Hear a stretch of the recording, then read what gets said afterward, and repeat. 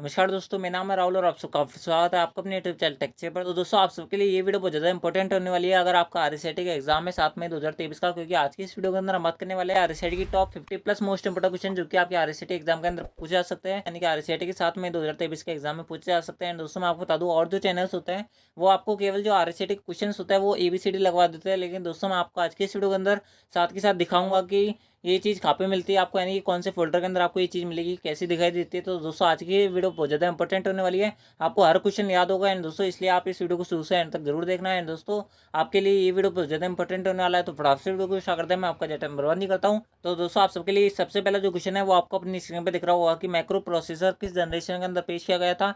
And दोस्तों मैं आपको बता दूँ, जितने भी क्वेश्चन मैं बता रहा हूँ इन क्वेश्चन को आप रट जाना, या फिर आपको वैसे भी ये याद हो जाएंगे, लेकिन मैं आपको फिर भी बता देता हूँ ये क्वेश्चन सारे बहुत ज़्यादा इंपॉर्टेंट है, तो इसलिए इनको ध्यान से पढ़ना। इसके अंदर पूछ रहा है कि माइक्रो प्रोसेसर किस जनरेशन के अंदर पेश किया गया था। एंड दोस्तों आपको जैसे आपको बताया, माइक्रो प्रोसेसर कुछ नहीं होता है, एक चिप होती है जिसके आधार पर जो पूरा कंप्यूटर होता है वो काम करता है। इसके अंदर सबसे पहले जो ऑप्शन दिया है वो आपको दिया है प्रथम पीढ़ी, उसके अंदर दिया आपको सेकंड जनरेशन, उसके अंदर दिया है थर्ड जनरेशन, उसके अंदर दिया आपको फोर्थ जनरेशन। तो दोस्तों मैं आपको बता दूँ, इसके अंदर सबसे पहला जो ऑप्शन दिया है वो आपको दिया प्रथम पीढ़ी। तो दोस्तों मैं आपको बता दूँ, इसके अंदर प्रथम पीढ़ी के अंदर आपके कंप्यूटर के अंदर यहाँ पर वैक्यूम ट्यूब का इस्तेमाल किया गया था। आप इनको लिख सकते हो, क्योंकि ये जो क्वेश्चन है ये घूम घूम के क्वेश्चन आते हैं कि बार बार आपसे पूछे जाते हैं। तो दोस्तों मैं आपको बता दूँ, इसके अंदर वैक्यूम ट्यूब का इस्तेमाल आपके प्रथम पीढ़ी के अंदर किया गया था। बात करें यहाँ पर द्वितीय पीढ़ी के अंदर, तो दोस्तों मैं आपको बता दूँ यहाँ पर द्वितीय पीढ़ी के अंदर आपके यहाँ पर ट्रांजिस्टर्स का इस्तेमाल किया गया था। ठीक है, इस बात को ध्यान रखना, द्वितीय पीढ़ी के अंदर आपके यहाँ पर ट्रांजिस्टर्स का इस्तेमाल किया गया था। उसके हम बात करें यहाँ पर तृतीय पीढ़ी के अंदर आपके यहाँ पर VLSI का इस्तेमाल किया गया था, VLSI। ठीक है, इसको ध्यान रखना, VLSI का इस्तेमाल किया गया था। VLSI क्या होता है मैं आपको बता देता हूँ। VLSI की फुल फॉर्म होती है वेरी लार्ज स्केल इंटीग्रेशन, इसकी फुल फॉर्म होती है वेरी लार्ज स्केल इंटीग्रेशन, इसकी फुल फॉर्म होती है। बात करें चौथी पीढ़ी इसका राइट आंसर है VLSI प्लस IC चिप का इसके अंदर इस्तेमाल किया गया था। IC यानी कि इंटीग्रेटेड सर्किट चिप का इस्तेमाल किया गया था, जिसे हम शॉर्ट में माइक्रो प्रोसेसर भी कहा जाता है। तो चौथी पीढ़ी जो है इसका करेक्ट आंसर है, यानी कि ऑप्शन जो डी है वो इसका करेक्ट आंसर है। आई होप आपको ये समझ आया होगा। ठीक है, बढ़ते हैं नेक्स्ट क्वेश्चन तरफ। अगला जो क्वेश्चन है वो आपसे से पूछ रहा है कंप्यूटर की बुद्धिमत्ता यानी कि IQ लेवल क्या होता है। तो दूसरे इसके अंदर सबसे पहला ऑप्शन दिया है वो आपको दिया है यहाँ पर 0, उसके अंदर दिया 50, उसके अंदर दिया 100, उसके अंदर दिया आपको ऐसे में। तो दोस्तों मैं आपको बता दूँ, क्वेश्चन के अंदर आपसे पूछ रहा है कंप्यूटर के अंदर ब्रेन के पावर कितने होते हैं। तो दोस्तों आपको जैसे पता होगा, कंप्यूटर के अंदर कोई ब्रेन नहीं होता है, यानी कि इसके अंदर जो IQ लेवल होता है वो 0 होता है। ठीक है, ध्यान रखना, कंप्यूटर के अंदर IQ जो लेवल होता है वो 0 होता है। इनफैक्ट इसके अंदर आपसे ऐसे पूछा है बुद्धिमत्ता यानी कि बुद्धि किसमें होती है, ब्रेन में होती है। एंड दोस्तों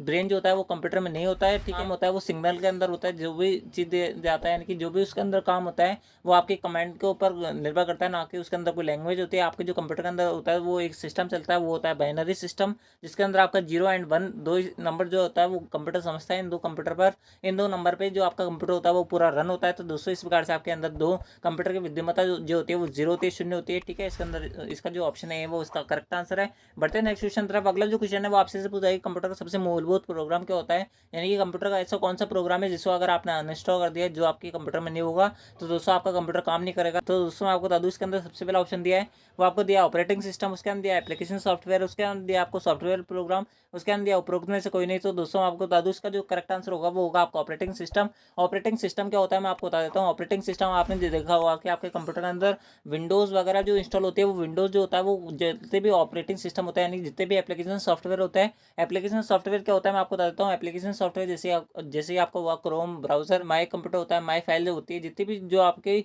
और अदर प्रोग्राम होता है जैसे VLC मीडिया प्लेयर होता है। तो ये सारे जो सॉफ्टवेयर होता है, जो एप्लीकेशन सॉफ्टवेयर होता है, वो उनको रन कराने के लिए जो मंच प्रदान करता है वो ऑपरेटिंग सिस्टम होता है। अगर आपके कंप्यूटर में विंडोज़ नहीं होगी तो दूसरा आपका यहाँ पर क्रोम वगैरह कुछ भी काम नहीं करेगा।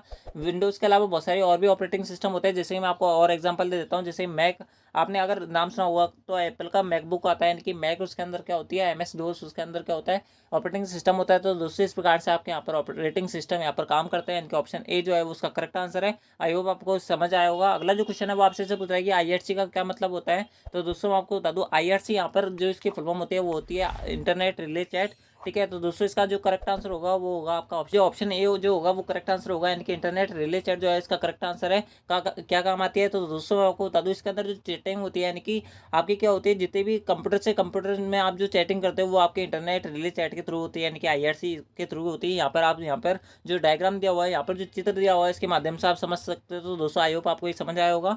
ठीक है, मैंने आपको साथ ही साथ डायग्राम प्लस इसकी जो फोटो होती है वो मैंने साथ में अटैच किया, जिससे आपको कम समय में ज़्यादा से ज़्यादा अच्छा समझ आ सके। एंड दोस्तों अगर आपने वीडियो को अब तक लाइक नहीं किया तो वीडियो को लाइक कर देना, क्योंकि आपको ऐसे एक्सप्लेनेशन प्लस आपको डायग्राम के साथ और कहीं देखने को नहीं मिलेगा। तो दोस्तों सबसे तो दोस्तों बढ़ते हैं नेक्स्ट क्वेश्चन तरफ। अगला जो क्वेश्चन है वो आपसे से पूछा है कंप्यूटर की एक नई भाषा जिसमें वर्ल्ड वाइड वेब के साथ में एनिमेशन और गेम्स को बनाया गया है। तो दोस्तों मैं आपको बता दूं इसका जो करेक्ट आंसर होगा वो होगा आपका जावा। आपने देखा होगा कि जावा के अंदर आपके गेम्स वगैरह आते हैं, ठीक है। तो जावा जो है इसका करेक्ट आंसर है। बात करें यहाँ पे C++ जो होती है वो हाई लैंग्वेज होती है, ठीक है। बात करें यहाँ पे सी एक लो लैंग्वेज होती है। बात करें यहाँ पर HTML की, तो दोस्तों आपको बता दूं आपने बहुत सारे जो अगर आपने कभी क्रोम ब्राउजर यूज़ किया होगा तो दोस्तों आपने देखा होगा कि बहुत सारी वेबसाइट्स होती है। उन वेबसाइट पे क्लिक करने के बाद में आपके सामने जो पेज खुलता है वो पेज जिस पे बनाया जाता है वो आपका HTML पेज होता है, यानी कि HTML पेज पे आपकी वेबसाइट बनाई जाती है, ठीक है। ध्यान रखना इंपॉर्टेंट क्वेश्चन है। बात करें यहाँ पर HTML की फुल फॉर्म की, तो दोस्तों आपको मैं आपको बता दूं HTML की यहाँ पर फुल फॉर्म होती है हाइपर टेक्स्ट मार्कअप लैंग्वेज, इसकी फुल फॉर्म होती है।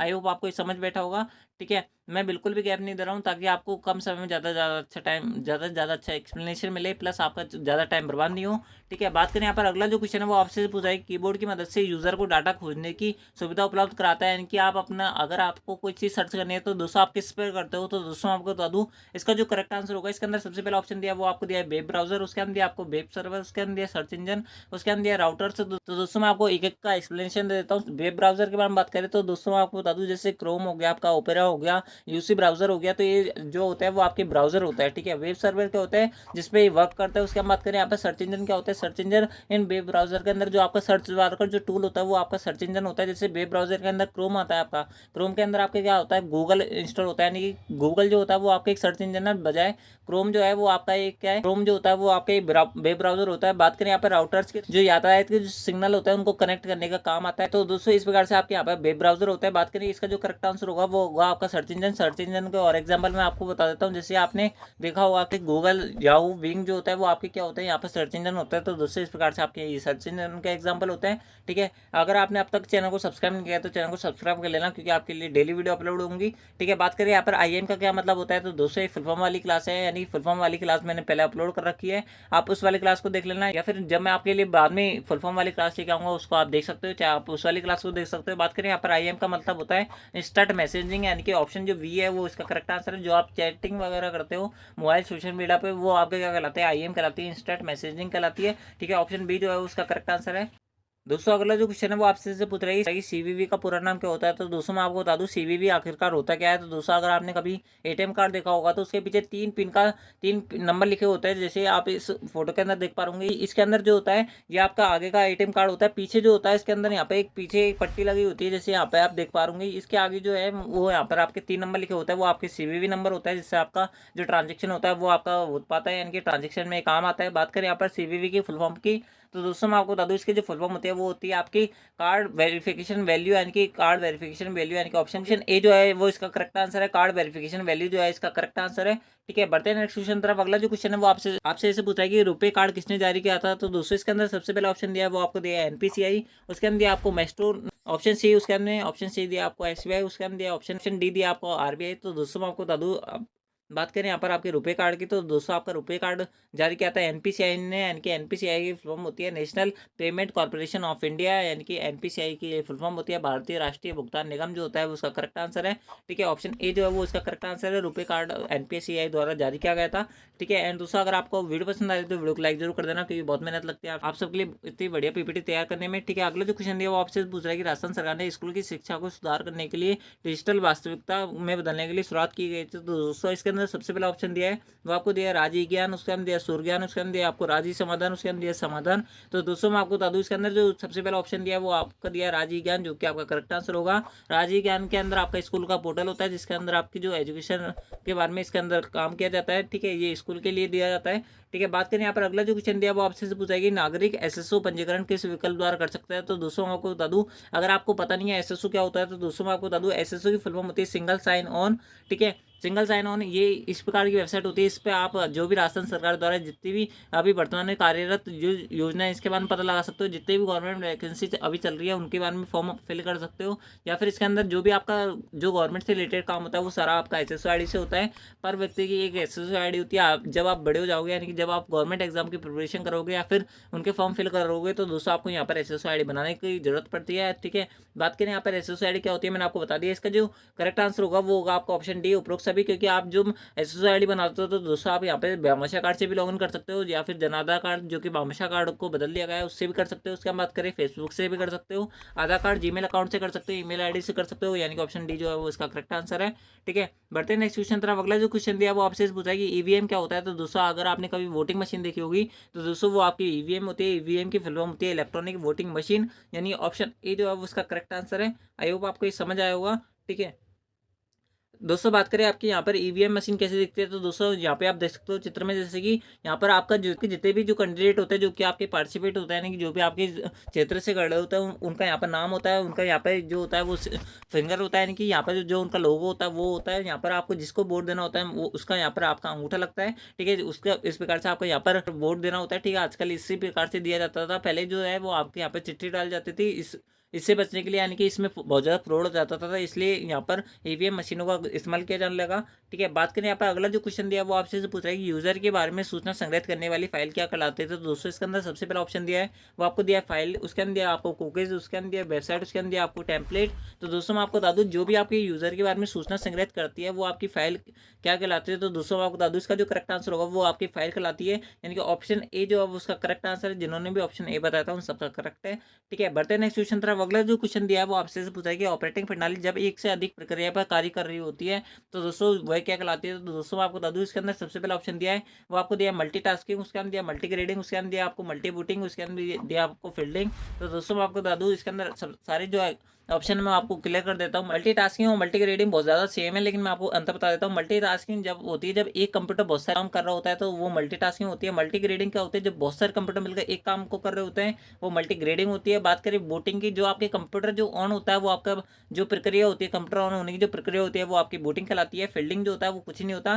ठीक है, बूटिंग आपकी इस प्रकार से कहलाती है। एंड दोस्तों आपका एक और क्वेश्चन बनता है बर्निंग क्या होता है। तो दोस्तों मैं आपको बता दूं बर्निंग आपकी जब आप सीडी अगर आपने कभी प्ले की होगी तो दोस्तों सीडी पर जो लिखा जाता है, यानी कि सीडी के अंदर क्या डालना है आपको, वो जो डालते हैं वो आपके क्या कहलाती है, वो प्रक्रिया वो प्रोसेस क्या कहलाती है आपकी बर्निंग। तो आई होप आपको समझ आया होगा।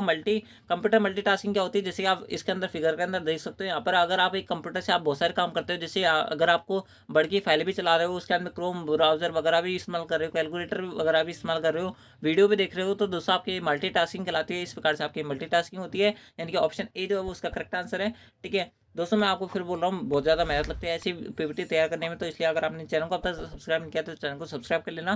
ठीक है, अगला जो क्वेश्चन दिया वो आपसे पूछा है डेजी व्हील प्रिंटर किस प्रकार का प्रिंटर होता है। तो दोस्तों मैं आपको बता दूँ डेजी व्हील प्रिंटर जो होता है वो आपका एक इम्पैक्ट प्रिंटर होता है, इनका ऑप्शन जो वी है वो इसका करेक्ट आंसर है। ठीक है, प्रिंटर जो होता है वो आपके तीन प्रकार का होता है। एक होता है डॉट मैट्रिक प्रिंटर, उसके अंदर होता है आपका इंकजेट प्रिंटर, उसके अंदर होता है आपका लेजर प्रिंटर। यहाँ पे आप देख सकते हो इस प्रकार से आपके प्रिंटर तीनों दिखते हैं। ठीक है, आई होप आपको ये दिख रहा होगा। एंड दोस्तों अगर आपको वीडियो पसंद आ रही है तो वीडियो को लाइक जरूर कर देना। ऑप्शन बी जो है वो उसका करेक्ट आंसर है। अगला जो क्वेश्चन दिया वो ऑप्शन से पूछ रहा है कि निम्नलिखित में से कौन सी मेमोरी प्रति सेकंड कई बार रिफ्रेश होती है। तो दोस्तों आपको बता दूं जो प्रति सेकंड कई बार रिफ्रेश होती है वो आपकी स्टैटिक रैम कहलाती है, यानी कि ऑप्शन जो बी है वो उसका करेक्ट आंसर है। एंड दोस्तों मैं आपको बता दूं रैम जो होती है वो दो प्रकार की होती है, एक होती है डायनामिक रैम, उसके अंदर एक होती है स्टैटिक रैम। तो ठीक है, यानी कि ऑप्शन जो बी है वो उसका करेक्ट आंसर है। अगर आपसे पूछा जाए रैम के कितने प्रकार होते हैं तो रैम के दो प्रकार होते हैं, एक डायनामिक रैम होती है, एक स्टैटिक रैम होती है।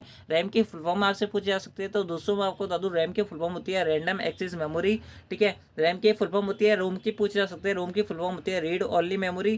ठीक है, तो दोस्तों इस प्रकार से आपकी रोम की फुल फॉर्म होती है। तो इस प्रकार से आपकी जो ऑप्शन ए है यानी कि डायनामिक रैम जो है वो उसका करेक्ट आंसर है। जो प्रति सेकंड कई बार रिफ्रेश होती है वो आपकी डायनामिक रैम कहलाती है। स्टैटिक रैम जो होती है जो कई बार रिफ्रेश नहीं होती वो आपकी स्टैटिक रैम कहलाती है। मैंने से अभी थोड़ी देर पहले गलती हो गई थी, मैंने आपको थोड़ा उल्टा बता दिया था। ठीक है, तो उसको करेक्ट कर लेना, यानी कि ऑप्शन जो ए है वो उसका करेक्ट आंसर है। ठीक है, बाय मिस्टेक ये गलती हो गई थी। ठीक है, अगला जो क्वेश्चन दिया वो आपसे पूछ रहा है कि निम्न में से कंप्यूटर सिस्टम की एक सीमा होती है, यानी कि कंप्यूटर की एक लिमिट क्या होती है। इसके अंदर सबसे पहला ऑप्शन दिया है वो आपको दिया स्पीड, उसके अंदर दिया आपको परिश्रम, उसके अंदर दिया बुद्धि का अभाव, उसके अंदर दिया शुद्धता।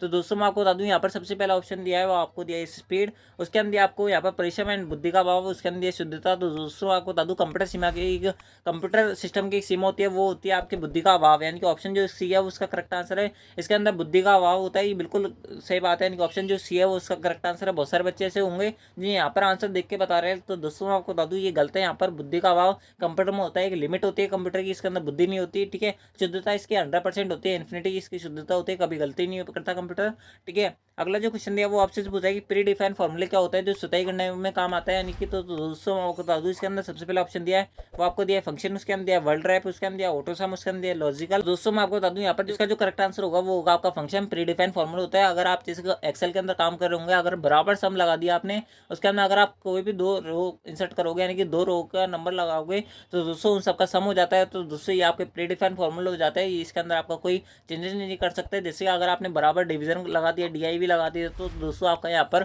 डिवीजन वाला फॉर्मूला लग जाएगा, इस प्रकार से आपको डिवीजन वाला फॉर्मूला लग जाएगा। तो दोस्तों ये इस प्रकार से प्री डिफाइंड फॉर्मूला होता है, इसके अंदर आपको चेंजेस नहीं कर सकते, ठीक है।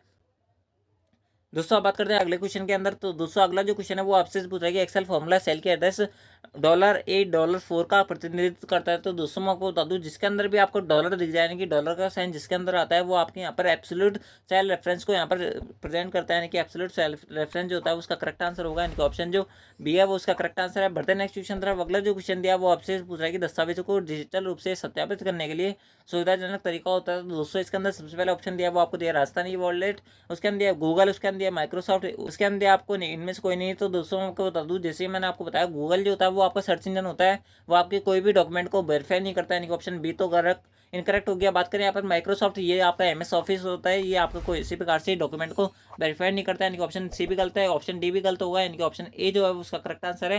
राजस्थान ई वॉलेट जो है उसका करेक्ट आंसर है, ठीक है। दोस्तों अगला जो क्वेश्चन दिया वो आपसे पूछेगी ऑनलाइन बैंकिंग को किस नाम से जाना जाता है। तो दोस्तों मैं आपको बता दूं ऑनलाइन बैंकिंग क्या होता है। ऑनलाइन बैंकिंग वो होता है जिससे आप जो ऑनलाइन पेमेंट करते हो वो आपका ऑनलाइन बैंकिंग कहलाता है, ठीक है। इसके अंदर सबसे पहला ऑप्शन दिया वो आपको दिया है नेट बैंकिंग, उसके अंदर आपको इंटरनेट बैंकिंग, उसके अंदर आपको ई बैंकिंग वर्चुअल बैंकिंग, उसके अंदर आपको उपरोक्त सभी। तो दोस्तों इसका जो करेक्ट आंसर होगा वो होगा आपका option D internet banking, net banking, e banking, virtual banking को आप ऑनलाइन बैंकिंग के नाम से भी जानते हैं, यानी कि इनके ये प्रकार होते हैं, ठीक है। तो दोस्तों इस प्रकार से आपकी इसका जो करेक्ट आंसर होगा वो होगा आपका ऑप्शन डी। जिन्होंने भी ऑप्शन डी बताया था उन सबका करेक्ट है। तो दोस्तों अगर आपको वीडियो पसंद आ रही है तो वीडियो को लाइक जरूर कर देना, क्योंकि बहुत मेहनत लगी है। जैसे मैंने आपको बताया कि ऐसी जो PPT आपको और कहीं देखने को नहीं मिलेगी, ऐसी एक्सप्लेनेशन भी आपको और कहीं देखने को नहीं मिलेगी। तो दोस्तों अगर RSCT का अगर आपका एग्जाम है तो दोस्तों आपके लिए ये चैनल बहुत ज़्यादा इंपॉर्टेंट होने वाला है। तो वीडियो को ज़्यादा से ज़्यादा शेयर करना है। दोस्तों अगर आपने वीडियो को लाइक नहीं किया तो वीडियो को लाइक कर देना, चैनल को सब्सक्राइब कर लेना, ठीक है। अगला जो क्वेश्चन दिया वो आपसे पूछ रहा है कि आर्थिक रूप से कमजोर वर्गों को वित्तीय सेवा पहुंचाने के लिए खाता खोला गया था। तो दोस्तों मैं आपको बता दूं जो आर्थिक रूप से कमजोर वर्ग है, यानी कि EWS जो कैटेगरी आती है, EWS इसके अंदर डिफाइन नहीं है, बाकी मतलब कि जो इकोनॉमिक रूप से वीक है,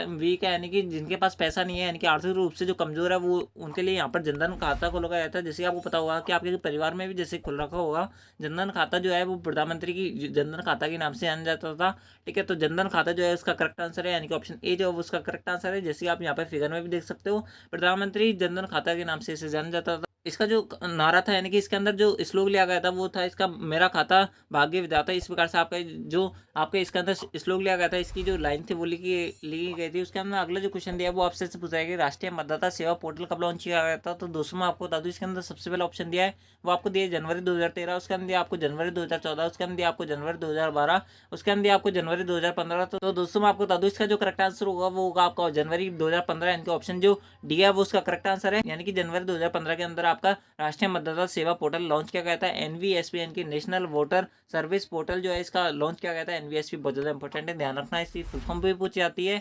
एंड दोस्तों आपको से ये भी पूछा जाता है कि इसकी जो लॉन्चिंग हुई थी, यानी कि इसको कब लॉन्च किया गया था, ये भी पूछा जाता है। तो दोस्तों आप इसको याद रखना, ठीक है, बहुत ज़्यादा इंपॉर्टेंट है, इसलिए मैं आपको बोल रहा हूँ, ठीक है। अगला जो क्वेश्चन दिया वो आपसे पूछा है टेक्स्ट के सामने गोला स्टार आदि चिन्ह बने होते हैं उन्हें क्या कहा जाता है। तो दोस्तों मैं आपको बता दूं टेक्स्ट के सामने जो आपका गोला स्टार बना हुआ देखा होगा, जैसे कि अगर आप इस वीडियो को देख रहे होंगे तो दोस्तों आप यहाँ पे देख पा रहे होंगे, यहाँ पे ABCA लिखा हुआ है। तो दोस्तों आपके ये जो होता है वो आपके बुलेट्स कहलाते हैं। क्या कहलाता है? बुलेट्स कहलाते हैं। अगर आपने कभी देखा हुआ, तो अगर आपने कभी माइक्रोसॉफ्ट वनवर्ड चलाया होगा, विनवर्ड चलाया होगा, तो दोस्तों आपने देखा होगा कि आपके होम बटन के अंदर आपको ये देखने को मिल जाते हैं। यहाँ पर आपका 3 कॉलम होता है, बुलेट्स का आपको साइन दिखता है, बुलेट के इस प्रकार से दिखता है। तो दोस्तों मैं आपको बता दूं यहाँ पर आप देख पा रहे होंगे जैसे कि इस प्रकार से आपके बुलेट दिखता है, ठीक है। आपका एरो का साइन, यहाँ पे पेंसिल, फोन, किसी का भी साइन हो सकता है, ठीक है। या फिर आप अपने जो यहाँ पर कस्टमाइज भी कर सकते हैं, यानी कि अपनी तरफ से कोई भी जो लोगो है वो यहाँ पर इंसर्ट कर सकते हो। इस प्रकार से आपके यहाँ पर क्या होता है, बुलेट का साइन होता है, ठीक है। यानी कि ऑप्शन ए जो है वो उसका करेक्ट आंसर है। आई होप आपको समझ आया होगा, ठीक है। अगला जो क्वेश्चन दिया वो आपसे पूछ रहा है करेक्ट प्रेजेंटेशन में नई स्लाइड इंसर्ट करने के लिए कौन सी शॉर्टकट की आपके यहाँ पर इस्तेमाल होगी। दोस्तों मैं आपको बता दूं शॉर्टकट की वाली क्लास मैंने आपसे पहले ले रखी है, आप उनको देख लेना, बहुत ज़्यादा इंपॉर्टेंट है।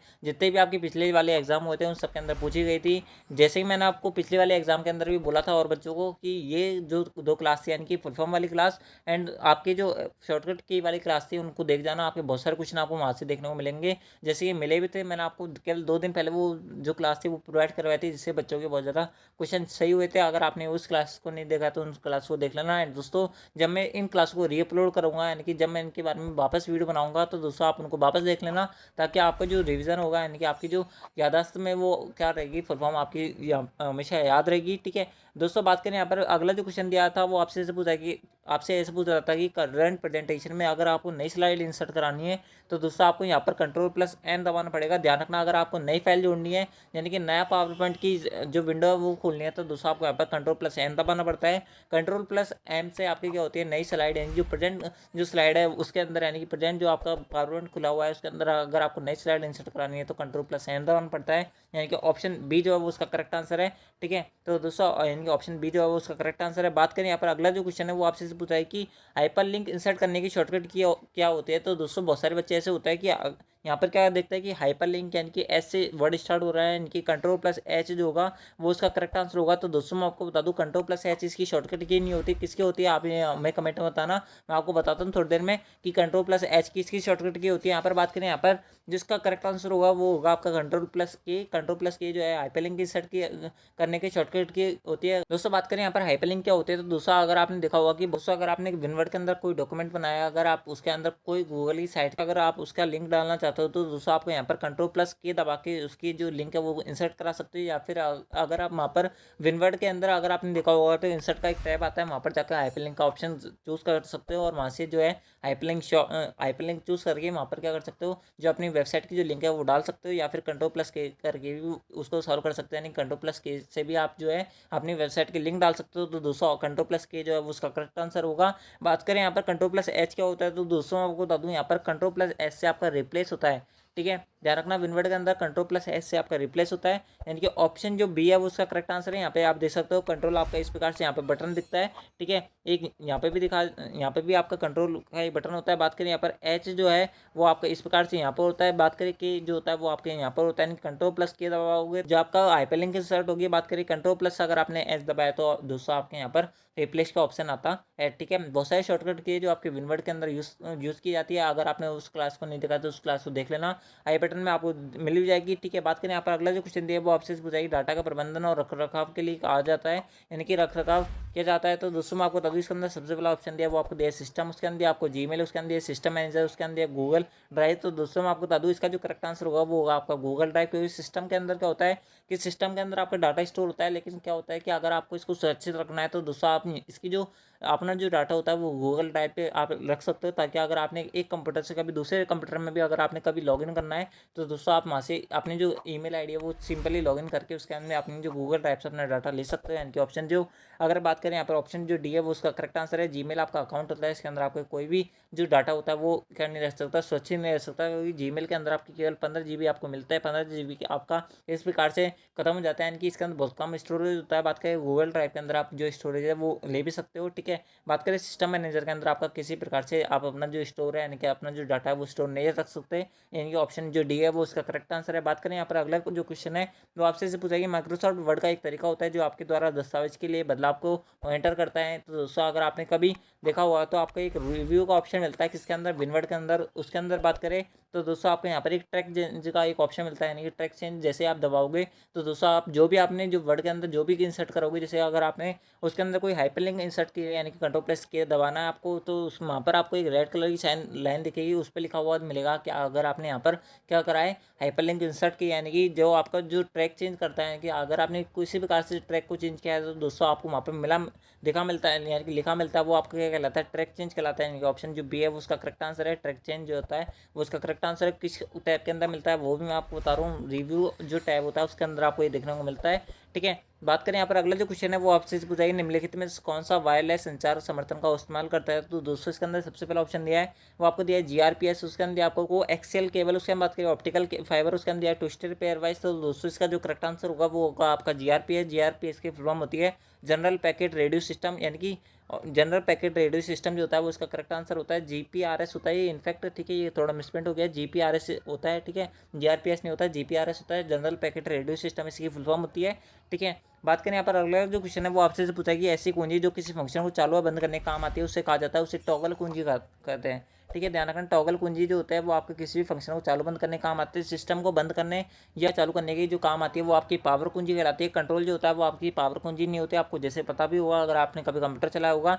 बात करें यहाँ पर ऑप्शन सी जो है वो उसका करेक्ट आंसर है टॉगल कुंजी जो है, जिसमें मैंने आपको बताया वो कहलाती है, ठीक है। किसी फंक्शन को बंद करना है चालू करना है आप टॉगल कुंजी का इस्तेमाल करोगे, यहाँ पे मिलेगी आपको सेटिंग वाले ऑप्शन में जाना है। सेटिंग वाले ऑप्शन के अंदर अगर आप वहाँ पे सर्च करोगे टॉगल कुंजी तो दोस्तों आपको ये सीरियल यहाँ पर डायरेक्ट इस वाले पेज पे पहुँच जाओगे। अगर आपका यहाँ पर ऑन है तो दोस्तों आपकी जितने भी फंक्शन होता है वो आप यहाँ पे बंद कर सकते हो, यानी कि ऑन करते ही आपके जो फंक्शन होता है वो बंद हो जाता है, ठीक है। तो दोस्तों इस प्रकार से आपकी टॉगल कुंजी काम करती है। ऑप्शन बी ऑप्शन जो सी है उसका करेक्ट आंसर है। आई होप आपको समझ आया होगा। एंड दोस्तों अगर आपको क्वेश्चन अच्छे लग रहे हैं, अगर आपके ये वीडियो पसंद आ रही है तो वीडियो को लाइक जरूर कर देना। एंड दोस्तों आपके कितने क्वेश्चन सही हुए वो आप कमेंट में जरूर बताना, ठीक है। अगला जो क्वेश्चन है वो आपसे पूछ रहा है कि डोमेन नेम का पता लगाने के लिए और इसे इंटरनेट प्रोटोकॉल एड्रेस में अनुवाद करने के लिए निम्न में से कौन सा उत्तरदायी होता है। तो दोस्तों इसका जो करेक्ट आंसर होगा वो होगा आपका डीएनएस। डीएनएस की फुल फॉर्म होती है डोमेन नेम सिस्टम, ठीक है। इसके काम आता है ये आपके जो भी डोमेन नेम है यानी कि इंटरनेट प्रोटोकॉल एड्रेस का काम करता है। जैसे आपने देखा होगा कि बहुत सारी वेबसाइट के पीछे .com लिखा होता है या .in लिखा होता है, तो दोस्तों आपके डोमेन डीएनएस कहलाते हैं, यानी कि डोमेन नेम सिस्टम कहलाता है। वो आपकी किसी भी जो प्रोटोकॉल होता है उसका एड्रेस का आपका डिफाइन करते हैं, ठीक है। बात करें यहाँ पर ऑप्शन की तो दोस्तों बात करें यहाँ पर ऑप्शन की तो दोस्तों यहाँ पर सबसे पहले जो ऑप्शन दिया वो आपको दिया है एचटीटीपी। एचटीटीपी की फॉर्म होती है हाइपर टेक्स्ट ट्रांसफर प्रोटोकॉल। क्या काम आता है तो दोस्तों मैं आपको बता दूँ, जितनी भी आपने वेबसाइट देखी होगी उसका आगे यहाँ पर लिखा होता है http// उसके अंदर आपकी वेबसाइट लिखी होती है, उसके अंदर .com वगैरह लिखा होता है। .com वगैरह जैसे मैंने आपको बताया वो आपके डीएनएस यानी डोमेन सिस्टम कहलाता है। एचटीटीपी जो होता है वो आपका एक जो वेबसाइट होती है वो आपके यहाँ पर कहलाती है, ठीक है। वेबसाइट का एक जो आगे का एड्रेस होता है वो होता है, ठीक है। एचटीटीपी फुल फॉर्म मैंने आपको बता दी। यहाँ पर अगर आपके एचटीटीपी के पीछे अगर आपको एस लिखा मिल जाए तो दोस्तों एस का मतलब होता है यहाँ पर सिक्योर, यानी कि अगर आप यहाँ पर एक सिक्योर वेबसाइट के अंदर एंटर कर चुके हो यानी कि आपकी जो वेबसाइट जिस पर आप सर्च कर रहे हो वो बिल्कुल सिक्योर है, तो दोस्तों एचटीटीपी के अगर पीछे एस लिखा आता है तो दोस्तों इसका जो मतलब होता है वो सिक्योर होता है। बहुत बार पूछा जाता है कि एक सिक्योर वेबसाइट की क्या पहचान होती है, तो दोस्तों मैं आपको बता दूं एक सिक्योर वेबसाइट की पहचान होती है जिसके पीछे एचटीटीपी के अंदर पीछे एस आता हो। एंड दोस्तों अगर आपने देखा होगा कि जो सिक्योर वेबसाइट होती है उसके जो आगे होता है वो एक ताले का निशान होता है, उसको पैडलॉक बोलते हैं, दोस्तों वो आपकी एक सिक्योर वेबसाइट कहलाती है। तो दोस्तों इस प्रकार से आपके एचटीटीपी इसका मतलब होता है। बात करें यहाँ पर यूआरएल क्या होता है, गूगल पे जो भी आप सर्च करते हो वो आपका यूआरएल कहलाता है। यूआरएल की फुल फॉर्म होती है यूनिफॉर्म रिसोर्स लोकेटर, ठीक है, ध्यान रखना इंपॉर्टेंट है, पूछा जा सकता है। यूआरएल की फुल फॉर्म होती है यूनिफॉर्म रिसोर्स लोकेटर। डीएनएस की फुल फॉर्म मैंने आपको बताई थी डोमेन नेम सिस्टम, इसकी फुल फॉर्म होती है, ठीक है। बात करें अगले क्वेश्चन की तरफ। अगला जो क्वेश्चन है वो आपसे पूछा है कि एमएस वर्ड में विकल्पों के पीछे फीकी पार्ट यानी घोस्ट टेक्स्ट जो होता है उसको सम्मिलित करने के लिए प्रयोग किया जाता है। तो दोस्तों मैं आपको बता दूं घोस्ट टेक्स्ट क्या होता है, यानी कि जो वाटरमार्क होता है वो आपका घोस्ट टेक्स्ट होता है, यानी कि जो आपका वर्ड लिखा हुआ है उसके पीछे आपको ये दिख रही होगी छवि टेक्सचर की, तो इस प्रकार से आपका ये जो होता है वो आपका वाटरमार्क होता है। यानी कि ऑप्शन जो ए है वो उसका करेक्ट आंसर है, बाकियों के बारे में मैंने आपको पहले बता दिया है, ठीक है। यानी कि ऑप्शन ए जो उसका करेक्ट आंसर है। बात करें अगले क्वेश्चन की तरफ। अगला जो क्वेश्चन है वो आपसे पूछा है कि निम्न में से कौन सा फंक्शन एमएस एक्सेल 2010 में टेक्स्ट स्ट्रिंग की लंबाई को मापने का काम आता है। तो दोस्तों वो आपका कहलाता है वो होगा आपका लेन, यानी कि जो आपकी लेंथ नापी जाती है वो बराबर LEN से नापी जाती है, ध्यान रखना, ठीक है। तो दोस्तों इस प्रकार से आप किसी भी टेक्स्ट स्ट्रिंग की लंबाई माप सकते हो, यानी कि ऑप्शन जो सी है वो उसका करेक्ट आंसर है। दोस्तों मैं आपको फिर बता दूं अगर आपने चैनल को सब्सक्राइब नहीं किया तो चैनल को सब्सक्राइब कर लेना, क्योंकि अगर इस चैनल की सारी वीडियोस अगर आप देख जाओगे यानी कि जितने भी मैंने अपलोड कर रखी है और जब मैं अपलोड करूँगा 5 से 10 वीडियो अपलोड करूँगा, अगर आप उनको देख जाओ तो दोस्तों मैं आपकी गारंटी देता हूँ कि आपके यहाँ पर 34+ क्वेश्चन सही होंगे, यानी कि आपके 34 तक क्वेश्चन सही हो जाएंगे एक बिना ऑप्शन चेंज किए वहाँ पर आपको क्वेश्चन मिलेंगे। दोस्तों आप जब आपको वहाँ पर जो क्वेश्चन मिलेंगे अगर आप उनको देखोगे तो दोस्तों आपको वहाँ पर लगेगा कि हमने जो पढ़ा था वो बिल्कुल करेक्ट पढ़ा था, ठीक है, बहुत सही पढ़ा था। बात करें यहाँ पर अगला जो क्वेश्चन दिया वो आपसे पूछेगी मॉनिटर की रिजोल्यूशन आप क्या समझते हैं। मॉनिटर का रिजोल्यूशन कुछ नहीं होता है, अगर आप अपनी फ़ोन के स्क्रीन पर देख पा होंगे तो दोस्तों यहाँ पर एक मॉनिटर छपा हुआ है, तो दोस्तों आपका ये रिजोल्यूशन है कि जो इसकी गुणवत्ता होती है देखने की, यानी कि जो शो करने की प्रेजेंट करने की जो गुणवत्ता होती है वो आपकी क्या कहलाती है, रिजोल्यूशन कहलाती है। यहाँ पर अगर आप ऑप्शन पढ़ोगे यानी कि ऑप्शन पढ़ोगे तो दोस्तों यहाँ पर सबसे पहला जो ऑप्शन दिया वो आपसे पूछ रहा है कि पिक्सल की अधिकतम संख्या होती है जो मॉनिटर की क्षैतिज और लंबवत प्रदर्शित करता है। बिल्कुल करेक्ट आंसर है। पिक्सल के अंदर मॉनिटर का जो रिजोल्यूशन होता है वो मापा जाता है, ठीक है। प्रिंटर की जो गुणवत्ता होती है वो डॉट पर इंच यानी कि वो डीपीआई यानी कि डॉट पर इंच के अंदर मापा जाता है, जबकि जो मॉनिटर होता है उसका रिजोल्यूशन जो होता है वो आपका यहाँ पर पिक्सल के अंदर मापा जाता है, यानी कि ऑप्शन, या अगर यहाँ पे आप देखोगे तो छह के जो रिजोल्यूशन होता है वो आपका पिक्सल के अंदर नापा जाता है, यानी कि ऑप्शन ए जो वो इसका करेक्ट आंसर है, ठीक है। आई होप आपको समझ बैठा होगा। अगला जो क्वेश्चन दिया आप ऑप्शन पूछाएगी एमएस एक्सेल 2010 में फंक्शन विभाजक द्वारा विभाजित संख्याओं के शेष फलों को प्रतिष्ठित किया जाता है, तो दोस्तों आपके वो कहलाता है मोड ब्रैकेट, ठीक है। अगला जो क्वेश्चन दिया वो आपसे पूछाएगी निम्नलिखित में से कौन सा प्रोटोकॉल एचटीटीपी का उपयोग कर कंप्यूटर पर सुरक्षित संचार के लिए उपयोग किया जाता है, तो दोस्तों जैसे मैंने आपको बताया था एक सिक्योर वेबसाइट वो कहलाती है जिसके पीछे एस का साइन दिखा जाए और उसके अंदर में एक पैडलॉक दिखे, जैसे आप इस फोटो के अंदर देख पा रहे ये जो होता है वो आपका एक पैडलॉक होता है। HTTPS जो होता है वो आपकी सिक्योर वेबसाइट होती है, यानी कि ऑप्शन जो बी है वो उसका करेक्ट आंसर है, ठीक है। तो दोस्तों इस प्रकार से आपके टोटल 35 क्वेश्चन थे। मैंने इन 35 क्वेश्चन के अंदर आपको 50+ क्वेश्चन का जो मैटर देने का ट्राई किया है। दोस्तों अगर आपके ये वीडियो पसंद आई है तो वीडियो को लाइक जरूर कर देना, चैनल को सब्सक्राइब कर लेना अगर आपका RSCT का एग्जाम है, क्योंकि आप सबके लिए ये वीडियो बहुत ज़्यादा इंपॉर्टेंट होने वाला है, ये चैनल बहुत ज़्यादा इंपॉर्टेंट होने वाला है। तो दोस्तों अगर आपने वीडियो को लाइक नहीं किया तो वीडियो को लाइक कर देना। एंड दोस्तों आपके कितने क्वेश्चन से हुए वो आप हमें कमेंट में जरूर बताना। अगर आपको ये वीडियो पसंद आए तो वीडियो को लाइक जरूर कर देना। Thanks for watching, thank you दोस्तों। मिलते हैं किसी नेक्स्ट RSCT वीडियो के अंदर, जब तक ले जय हिंद, जय भारत, जय हिंदुस्तान।